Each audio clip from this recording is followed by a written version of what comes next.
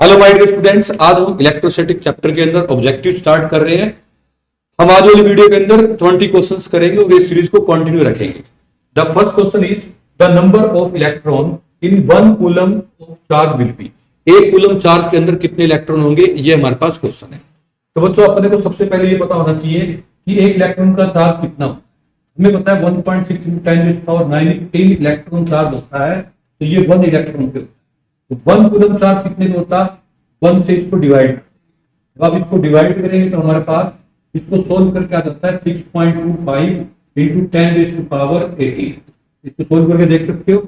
और वैसे भी आपको ये चीज याद रहनी चाहिए कि हमारे पास जो है एक कूलम को कैरी करने के लिए इतने इलेक्ट्रॉन होते हैं। इसको आप डायरेक्ट भी लर्न करके। नेक्स्ट आता है minimum value of charge on any charge body. किसी चार्ज बॉडी के ऊपर मिनिमम वैल्यू ऑफ चार्ज कितनी होती है। माय डियर स्टूडेंट्स, हमें ये पता है कि जब भी कोई बॉडी चार्ज होगी उससे इलेक्ट्रॉन या तो गए होंगे या उस पर इलेक्ट्रॉन आए होंगे। कम से कम एक इलेक्ट्रॉन तो आना पड़ेगा या एक इलेक्ट्रॉन को जाना पड़ेगा। तो एक इलेक्ट्रॉन का चार्ज मिनिमम किसी बॉडी पे हो सकता है। और एक इलेक्ट्रॉन का चार्ज कितना होता है, 1.6 × 10⁻⁹। नेक्स्ट आता है the electrostatic force between 2 point charges depends upon. जो इलेक्ट्रोस्टैटिक फोर्स है उसका क्या फॉर्मूला होता है बच्चों, F=K के मींस जो फोर्स है वो चार्ज पे डिपेंड करता है और डिस्टेंस स्क्वायर के इनवर्सली प्रोपोर्शनल होता है। यही हमारा कूलम्स लॉ भी था।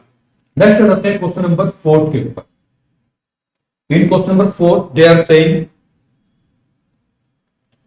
इलेक्ट्रोस्टैटिक फोर्स बिटवीन 2 चार्जेस जो है वो इस फॉर्मूले से देख सकते हैं। फॉर्मूला अपने को गिवन है और अपने से ये पूछा है कि जो ये के होता है ये किस किस बात पे डिपेंड करता है, ये कांस्टेंट किस किस पे डिपेंड करता है, ये अपना क्वेश्चन है। तो फर्स्ट तो ये के डिपेंड करता है system of particle, system of unit पे। सिस्टम ऑफ यूनिट पे इस तरह से करता है बच्चों, जो के की वैल्यू है एसआई सिस्टम में होती है 9 × 10⁻⁹। सीरियल सिस्टम में इसी के की वैल्यू होती है 1। एंड सेकेंडरी ये जो के है ये फ्री स्पेस के लिए है, हर मीडियम में इसकी वैल्यू चेंज आती है। तो हम देखेंगे मीडियम बिटवीन 2 चार्जेस पे भी डिपेंड करता है, इसलिए इसका आंसर क्या देगा, both A and B. Next आता है जब डिस्टेंस बिटवीन 2 चार्जेस को हम हाफ कर देंगे तो अपने को बताना है जो कूलम फोर्स है बिटवीन 2 चार्जेस उसका क्या होगा। माय डियर फ्रेंड्स, जब हम डिस्टेंस को हाफ कर देंगे तो आप देखिए force inversely proportional to r square है। जितना डिस्टेंस कम होगा फोर्स बढ़ेगा। अगर डिस्टेंस हाफ हो गया तो हाफ का स्क्वायर होता है 4, 1/4। तो हम कहेंगे ये 4 टाइम बढ़ जाएगा। तो जो नया फोर्स है तो हम इसको ऐसे लिखेंगे F is inversely proportional to r square. तो जो नया F डैश है वो हमारे पास क्या आ जाएगा, 4 है, क्योंकि इसको हम हाफ करेंगे। नेक्स्ट आता है क्वेश्चन नंबर 6। क्वेश्चन में अपने को कहा गया है कि एक प्रोटॉन जो है वो 1836 टाइम हैवियर है। प्रोटॉन भारी होता है बच्चों एज कंपेयर टू इलेक्ट्रॉन, 1836 गुना भारी है एक प्रोटॉन। और ये कह रखा है कि जो कूलम फोर्स ऑफ रिपल्शन होता है बिटवीन 2 प्रोटॉन, 2 प्रोटॉन में जो फोर्स ऑफ रिपल्शन होता है वो F होता है। अगर यही 2 इलेक्ट्रॉन के बीच में होता तो कितना होता, तो हम कहेंगे तब भी F। एक बच्चे कंफ्यूज होकर -F लिख सकते हैं, तो मैं इसको डिटेल में बता। माय डियर स्टूडेंट, देखो अगर 2 प्रोटॉन होंगे तो दोनों पे 1 यूनिट पॉजिटिव चार्ज होगा, इसकी वजह से रिपेल करेंगे। अगर 2 इलेक्ट्रॉन होंगे तब भी क्या होगा, दोनों के बीच में रिपल्शन ही होगी, तो दोनों एक दूसरे को रिपेल ही करेंगे। दोनों रिपेल करेंगे, दैट मींस अब भी क्या है, वही फोर्स, पहले भी वही था। हाँ, अगर एक पॉजिटिव एक नेगेटिव होता ना, दोनों में अट्रैक्शन होती, तो ये फोर्स की डायरेक्शन रिपल्शन की बजाय अट्रैक्शन में आ जाती। मतलब अगर एक प्रोटॉन और एक इलेक्ट्रॉन होता तब हम कहते हैं -F होगा, बट अब तो दोनों के केस में कोई फर्क नहीं है। तो प्रोटॉन भी रिपेल करेंगे क्योंकि दोनों के पॉजिटिव चार्ज है। अगर इलेक्ट्रॉन होंगे तो भी आपस में क्या करेंगे, रिपेल करेंगे। नेक्स्ट आ जाते हैं क्वेश्चन नंबर 7 को हम देखते हैं। क्वेश्चन नंबर 7 में अपने को कहा गया कि एक आइसोलेटेड कंडक्टिंग स्फीयर है, उस पर पॉजिटिव चार्ज हमने दिया है, तो उसका मास क्या होगा, इंक्रीज होगा या डिक्रीज होगा। तो my dear students, positive charge कब आता है, जब इलेक्ट्रॉन जो है उड़ जाए या चले जाए। इलेक्ट्रॉन के जाने से पॉजिटिव चार्ज आता है। हर इलेक्ट्रॉन का अपना मास है, तो जितने इलेक्ट्रॉन गए हैं उतना मास भी गया होगा।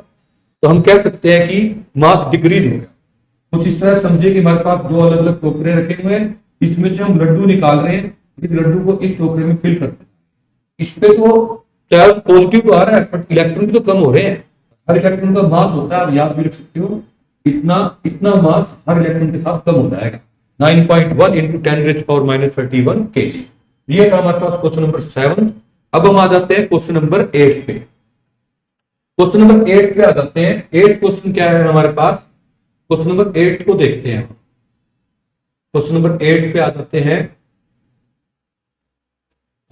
दे are saying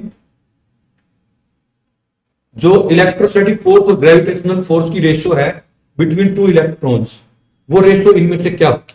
my dear students, means अपने को दो इलेक्ट्रॉन्स में एक तो फोर्स निकालना है, कौन सा? इलेक्ट्रोस्टैटिक। तो फिर क्या निकालना है? उन्हीं दो में ग्रेविटेशन, उसकी रेशियो बता। तो हम फटाफट से सोल्व करते हैं। इलेक्ट्रोस्टैटिक फोर्स का फॉर्मूला ये 12 का काम है, और ग्रेविटेशन फोर्स का फॉर्मूला ये 11 का। दो अगर इलेक्ट्रॉन्स की बात करी जाए तो इनके लिए जो इलेक्ट्रोस्टैटिक फोर्स होगा के, फर्स्ट इलेक्ट्रॉन का चार्ज सेकंड इलेक्ट्रॉन का चार्ज डिवाइड बाय डिस्टेंस। तो ग्रेविटेशन फोर्स की बात करी जाए तो ये होगा जी, फर्स्ट इलेक्ट्रॉन का मास दूसरा इलेक्ट्रॉन उसका मास डिवाइड बाय डिस्टेंस का स्क्वायर। सारी वैल्यू कट जाएंगी, एक सॉरी 8 के 4 से कट जाएगा, सारी वैल्यू हम पुट कर देंगे। तो हमारे पास k की वैल्यू होती है 9 × 10⁻⁹। इलेक्ट्रॉन का चार्ज हमें पता है, ये होता है हमारे पास ना, g की वैल्यू 6.67 × 10⁻11। मास ऑफ इलेक्ट्रॉन होता है 9.1 × 10⁻31। तो अप्रोक्सीमेट का 9 ही ले सकते हैं। तो इन सभी वैल्यू को रखते हैं हमारे पास। मैं जल्दी से आपको करके दिखा देता हूँ। जो वैल्यू है वो आ जाएगी 10⁻43। ये मैं आपको बता, देखिए 9 × 10⁻9 पुट किया, 1.6 × 10⁻19 पुट किया। सिमिलरली हमने क्या पुट किया इसके आंसर, दोबारा इलेक्ट्रॉन का चार्ज है 1.6 × 10⁻19 डिवाइड बाय 3, क्योंकि 6.6 है इंटू 10⁻11। इस हम को छोड़ सकते हैं, इसकी कोई खास फर्क नहीं पड़ेगा। इंटू में मास ऑफ इलेक्ट्रॉन 9.1 है तो अप्रोक्सीमेट 9 मान लेते हैं। 9 × 10⁻31 इंटू 9 × 10⁻31। तो 16 की टेबल पे 4 पे चला जाएगा, 9 से देखिए 9 कैंसिल, 4 की टेबल पे ये आ जाएगा 0.4। माय डियर स्टूडेंट्स, अब हम क्या करते हैं, इन पावर्स को हम सोल्व करते हैं। तो इन पावर्स को हम सोल्व करेंगे तो हमारे पास देखिए यहां से हमारे पास आया हुआ 0.4 का डिवाइड में 10 मतलब तो हम इसको 8 बना। अब पावर को सोल्व करके देखेंगे, ऊपर आ जाएगा देखो 19 38, ये 8 प्लस का ऊपर 10 के पावर कितना बन जाएगा 30 माइनस में, और नीचे देखते हैं हमारे पास बन जाएगा 10 के पावर माइनस का कितना 73। जब बच्चों ऊपर ये हमको बचा, तो अगर हम इतनी चीज को सोल्व करें जब ये ऊपर जाएगा तो हमारे पास ये बन जाएगा प्लस का 70, ऊपर आ जाएगा 10 पावर -30 और प्लस का 73, ये आ जाएगा 43। तो हमारे पास जो ऑप्शन नंबर ए है ये करेक्ट होगा। Now move to next. They are saying what is the force between two small charge sphere having charges this and this. दो अपने को चार्जेस दे रखे हैं भाई साहब, और डिस्टेंस भी दे रखा है, और अपने से पूछा है दोनों के बीच में डिस्टेंस कितना होगा एयर के बीच, एयर में। तो हमारे पास फॉर्मूला होता है क्या, कूलम फ्लो का, जो कि हमारे पास होता है F = K Q1 Q2 by R²। तो F = K होता है 9 × 10⁻9। Q1 की वैल्यू अपने को गिवन है 2 × 10⁻⁻7। Q2 की वैल्यू गिवन है 3 × 10⁻⁻7 डिवाइड बाय डिस्टेंस का स्क्वायर। 30 सेंटीमीटर है तो 30/100 इंटू में 30/, क्योंकि सेंटीमीटर को हम मीटर में चेंज कर देंगे। तो हमारे पास यहाँ से ये दोनों 0 चली जाएंगी। दूसरा हम देखें 3 × 9 होते हैं, पूरा 9 तक जो बचा हुआ 100 है ऊपर चला जाएगा, ये 10 की पावर 11 होता है, क्योंकि ऊपर 100 से मल्टीप्लाई करते। हम इसको सोल्व करेंगे तो 3 × 6 पावर को सोल्व करेंगे, 11 प्लस के और माइनस के 14 है, तो माइनस का 3 बचा रहेगा। ये हमारा आंसर जो कि है ऑप्शन नंबर ए। नेक्स्ट हम आ जाते हैं क्वेश्चन नंबर 10 पे। 10th क्वेश्चन में हमें कह रखा है कि हमारे पास 4 पॉइंट चार्जेस हैं, और चार्जेस की वैल्यू भी अपने को गिवन है बच्चों, और ये कहा गया है कि ये सारे चार्जेस जो है वो कॉर्नर ऑफ स्क्वायर के ऊपर लोकेटेड है। स्क्वायर की अपने को साइड भी दे रखी है, और साथ में अपने से ये कह रखा है कि सेंटर के ऊपर जो ये चार्ज पड़ा है ना, तो ये 1 माइक्रोकूलम चार्ज पड़ा है, इसके ऊपर अपने को बताना कितना फोर्स लगेगा। आइए बच्चों इसको हम यहाँ पर देखते हैं।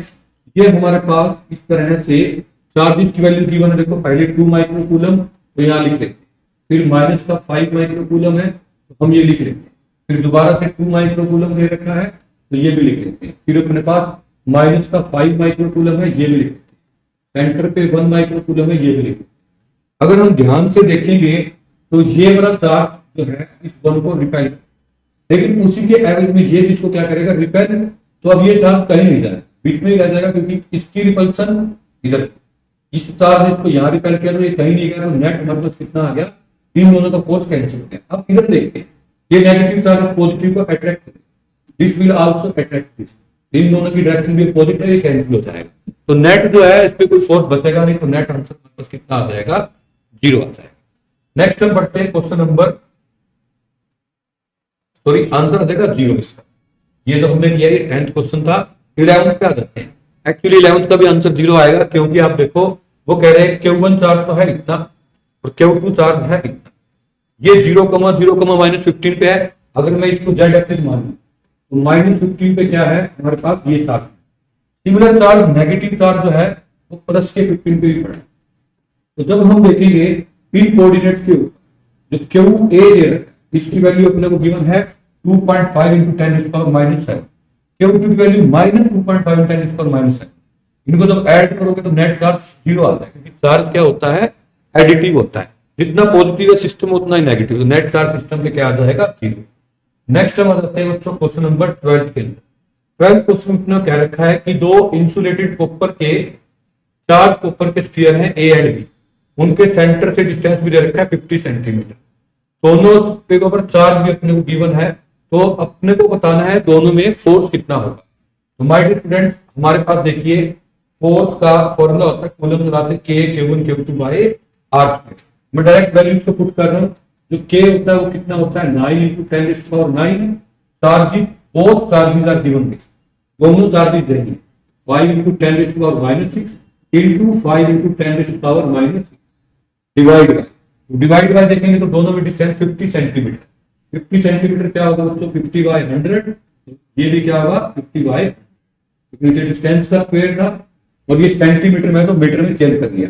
ये 0 से 0 और यहाँ भी 0 0 चला जाएगा, इस 5 से ये 5, इस 5 से ये 5, नीचे वाले दो 10 है, ऊपर जाके इसकी पावर को 11 बना देंगे, क्योंकि ऊपर 100 से मल्टीप्लाई करना होगा, तभी दोनों 10 ऊपर जाएंगे। तो ऊपर जब 100 से मल्टीप्लाई करेंगे हमारे पास f आ जाएगा 9 × 10⁻⁹ 9 ये वाले और 2 ये 11, माइनस का माइनस का 1 बचा, तो f है ये आ जाएगा 0.9 न्यूटन। नेक्स्ट हम बढ़ते हैं बच्चों क्वेश्चन नंबर 13 पे।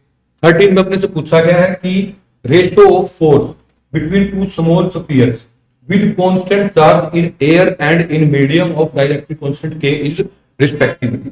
मीन्स अपने को ये कह रखा है कि जब कोई दो चार्ज फ्री स्पेस में है और वही दो चार्ज अगर मीडियम में है तो इनकी रेशियो क्या होगी। माय डियर स्टूडेंट्स, ये थ्योरी लेक्चर का नाम है, इन्हीं की रेशियो को हम डाइलेक्ट्रिक कांस्टेंट बोलते हैं। अगर थोड़ा डिटेल में बताऊं तो इस फोर्स को F0 को लिखते हैं 1/4πε0 Q1 Q2 बाय डिस्टेंस का स्क्वायर, और Fm को हम क्या लिखते हैं, इंटू करके उल्टा कर रहा हूँ क्योंकि डिवाइड में है ना, तो इंटू करके उल्टा कर रहा हूँ, ये आ जाएगा 4 Q1 Q2, जो नीचे जो आना चाहिए 4π पूरा ऊपर 4πε0r²।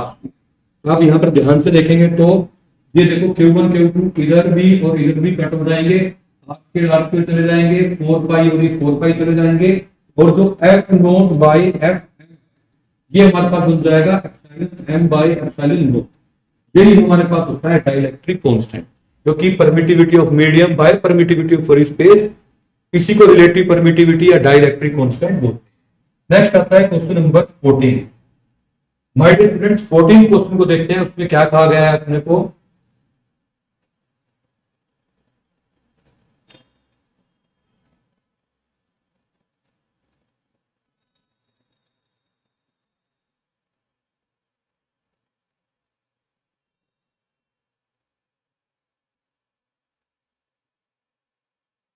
In question number 14 they are saying that एक चार्ज स्मॉल q है, उसको हमने प्लेस किया है line joining two equal charges capital Q। मतलब कि इस तरह से दो कैपिटल Q चार्जेस हैं, इनको एक लाइन ज्वाइन कर रही है, इसके सेंटर पे हमने क्या किया है, सेंटर पे हमने क्या किया है, स्मॉल q चार्ज को प्लेस किया है और दो कैपिटल Q चार्ज अपने को दे रखे। तो ये कहा गया है कि पूरा जो सिस्टम है वो इक्विलिब्रियम में है, तो इस Q की वैल्यू बतानी है। My dear student, system equilibrium का मतलब होता है कि किसी भी चार्ज के ऊपर नेट फोर्स 0, जितने भी चार्जेस हैं सबके ऊपर नेट फोर्स क्या हो 0। तो क्यों ना हम टारगेट कर लें इस वाले चार्ज, मान लेते ये पॉइंट A था, ये B था और ये C, हम मानते हैं इस पे नेट फोर्स है वो 0। ये नेट फोर्स जीरो कब हो सकता है बच्चों? जब ए वाला तो बी को क्या कर रहा होगा? रिपेल, और सी वाला बी को क्या कर रहा होगा? तो इसमें नेट फोर्स जीरो होता है। इससे मतलब एक बात तो समझ आ गई, जो क्यू है उसका आंसर आएगा वो अपने को नेगेटिव ही लेना है, क्योंकि अगर ए ने बी को रिपेल किया और जो सी पे रखा वो भी इसको रिपेल कर देगा, तो इसके ऊपर कभी जीरो हो ही नहीं सकता अगर दोनों ही इसको रिपेल करें। हाँ, अगर ए बी को रिपेल कर रहा है और सी अगर बी को अट्रैक्ट कर ले तो इस बी के ऊपर नेट फोर्स जीरो हो सकता है। हम यही कंडीशन देखते हैं। हम देखेंगे कि जो फोर्स ऑन बी है ड्यू टू ए, उतना ही force on B due to A आता है, तो इस कंडीशन के ऊपर इसके ऊपर नेट फोर्स जीरो होता है। तो हमने देखा इन दोनों बीच में क्या है, के क्यू डिवाइड बाय, इस पूरे डिस्टेंस को मैं 2a ले लेता हूं, ताकि हाफ डिस्टेंस जब ले तो वो a बने, बाय में 2a का स्क्वायर करोगे तो 4a स्क्वायर आ जाएगा, इज इक्वल टू इन दोनों में कितना आ जाएगा हमारे पास फोर्स, के कैपिटल क्यू स्मॉल क्यू, क्योंकि आपकी बात दोनों चार्जेस एक स्मॉल क्यू और एक capital Q, divide by distance का स्क्वायर मतलब a स्क्वायर, के से के चला जाएगा, क्यू से क्यू चला जाएगा, a स्क्वायर से a स्क्वायर, तो क्यू है हमारे पास स्मॉल क्यू आ जाएगा कैपिटल क्यू बाय 4। तो this is the answer. My dear students, last question of this video कर रहे हैं, दैट इज क्वेश्चन नंबर 15।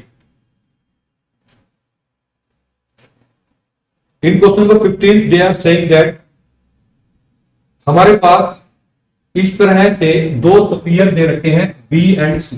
मैं यहां बना देता हूं, एक स्फीयर है बी एंड सेकंड है सी। दोनों के ऊपर जो है चार्ज दे रखा है क्यू और क्यू, ये अपने को दिया इक्वल रेडियस है और कैरिंग इक्वल चार्ज, हम क्यू के मान लेते हैं, एक दूसरे को रिपेल कर रहे हैं फोर्स एफ से। वो कह रहे हैं थर्ड चार्ज को हमने, जो कि सेम रेडियस है जिसकी नाम है ए, उसको हमने सबसे पहले टच किया बी के साथ, और जो एक ए चार्ज स्फीयर है जो हम लेके आ रहे हैं ना, उस पे चार्ज जीरो कह रखा है, पहले कोई भी चार्ज नहीं है, वो एक अनचार्ज है, और उसको हमने सबसे पहले कॉन्टेक्ट में लाए बी के साथ, फिर इसको कॉन्टेक्ट में लाए सी के साथ, तो फाइनली रिमूव कर दिया। तो अपने को ये बताना है कि जो न्यू फोर्स ऑफ रिपल्शन क्या हो दोनों के बीच में, अब वो फोर्स ऑफ कितना हो जाएगा। माय फ्रेंड्स, अगर मैं कहूं इनमें जो पहले फोर्स दे रखा है उसका फॉर्मूला क्या था, F इज इक्वल टू, अगर देखा जाए तो F इज इक्वल टू के Q1 Q2, मतलब कि Q1 Q2 करो Q स्क्वायर बन जाएगा, डिवाइड बाय डिस्टेंस का, डिस्टेंस हम r ले, जब a स्फीयर इसको टच करेगा ना तो उस टाइम पे टच करके अलग होगा, इस b पे Q/2 बना, क्योंकि पहले इस पे 0 था, इस पे Q था, दोनों ने जब हमने मिलाया दोनों पे Q हो गया, अलग अलग किया तो Q/2 इस पे हो गया और Q/2 इस पे। हम कहेंगे अब हमारे पास जो a स्फीयर है, a स्फीयर में है तो उस पे चार्ज भी Q/2 है और इस पे भी Q/2 है, तो इन दोनों को टच करके अलग कर। अभी तक a स्फीयर को मैंने c से टच नहीं किया, a को अभी c से टच नहीं किया, अब अगर तक इसको c से टच करूंगा बच्चों, c पे टोटल चार्ज कितना हो जाएगा, टोटल चार्ज हो जाएगा Q प्लस में Q/2। जैसे मान लेते हैं इसके पास 100 रुपीज थे, इसके पास 50 रुपीज थे, दोनों को मिलाएंगे कितने रुपीज हो गए हमारे पास 150, अलग अलग करेंगे तो 75 हो जाएंगे। तो ऐसे ही देखो इस पे Q है, इस पे Q/2 है, दोनों का ऐड करें टोटल चार्ज कितना है 3/2, अलग अलग करेंगे तब इनको सेपरेट करेंगे तो इन पे जो है फिर इसका हाफ हो जाएगा टोटल चार्ज, इसका हाफ होगा तो कितना होगा 3/4। तो अब हमें समझ आ गया कि जब इसको इससे टच किया टोटल चार्ज ये, अब चार्ज हाफ होगा, इसका हाफ होता है, तो अब जो सी पे जो चार्ज बच गया वो कितना बचा, क्यों नहीं बचा, वो टोटल शुरू में क्यों होगा, तो अब जब ए को हमने टच किया इससे उसको बच गया 3/4, ए पे भी इतना बच गया और ए को हमने डिस्प्लेस कर दिया। अब इन दोनों में अगर हम फोर्स देखें, फोर्स का फॉर्मूला क्या होता है बच्चों, के Q1 क्या Q/2, Q2 क्या 3/4Q, इनटू में डिवाइड में क्या करना है r, इसको तो सोल्व करते हैं तो आ जाएगा 3/8 के, जो यहाँ 3 का 4 into 8 के, Q और Q क्या बन जाता है Q डिवाइड बाय क्या r, इतनी चीज को हम बोलते हैं पुराने वाला। तो जो नए वाला फोर्स है F है, मतलब फोर्स है का वो इतनी क्वांटिटी देखो, ये F का ये कितना बन गया 3/8। तो ये हमारे पास था क्वेश्चन नंबर 15 का answer, that is F dash is equal to 3/8F। Hope so बच्चों आपको ये क्वेश्चन समझ आ गए होंगे, और नेक्स्ट वीडियो के अंदर मिलते हैं, हम इसी क्वेश्चन को कंटिन्यू करेंगे। Thank you so much.